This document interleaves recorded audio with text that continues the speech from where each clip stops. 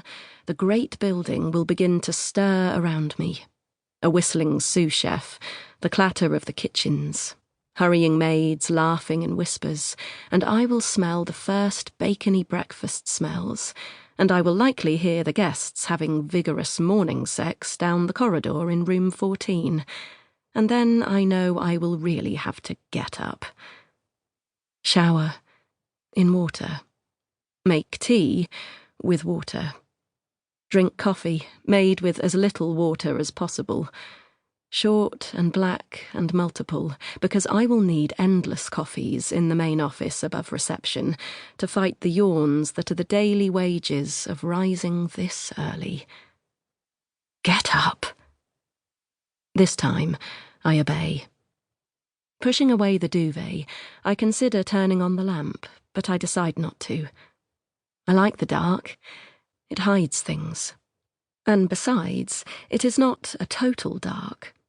There is a near full moon, and its fragile silveriness floods around the half-closed curtains, which are means to hide me from that tormenting view onto the Blackwater River. Stretching my hand out towards the door, I find my soft blue dressing gown, lovely and warm and fluffy, and definitely not a witch hanging from a hook. That's a sharp memory, returning unprompted. I am 7 or 8 years old, waking up in my little bedroom, and in the chilly gloom I see my long winter coat hanging from the door.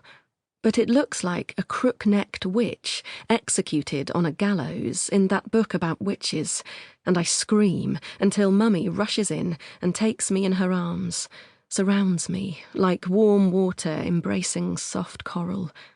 She soothes and cuddles me, kisses my forehead, with wine on her breath from last night mixed with minty toothpaste, but with so much love.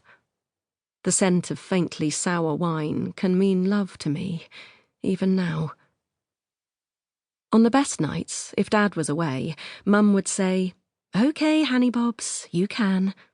And I would gleefully rise, all witches forgotten, and pick up Toffee the bear by a ragged arm, and follow her down the cold landing to her warm bed, and she would let me sleep the rest of the sweet, perfectly dreamless night beside her, my heart slowing, fears dispelled, breathing deep and calm, like the sea in the summer, and me inhaling her scent, homemade perfume, homemade soap, mummy smell. The dressing gown enfolds me, warms me. My bare feet find my slippers in the moonlit dark. I can see the kettle and teapot, but I am, inevitably, drawn to the view out there. I am going to do it. I am going to look at the Blackwater. It is always like this. Some days I cannot bear to look at the Blackwater. I close the curtains for 24 hours. I hide away. On the worst days, I physically avert myself from, say, the famous bay-windowed view in the heart of the hotel, as I walk through the brasserie to get breakfast. When I do this, I can sense guests peering at me. Why is she looking to the side like that? At other times, like today, I yield and stare at it. My enemy, my life, my home, my walls, the flowing Blackwater, part sea, part river, part salty, part coffin. 4 parts making one pure terror. Quickly, as if I am tearing off a plaster, I rip open the curtains. There she is. The Blackwater hasn't gone away.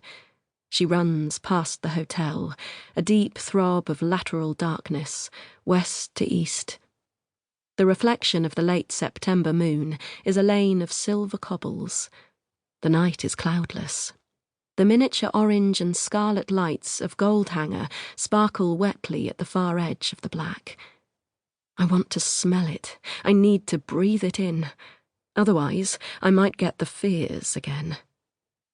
This is my allotted therapy, to expose myself. My room has a handsome sash window, in keeping with the Regency core of the hotel.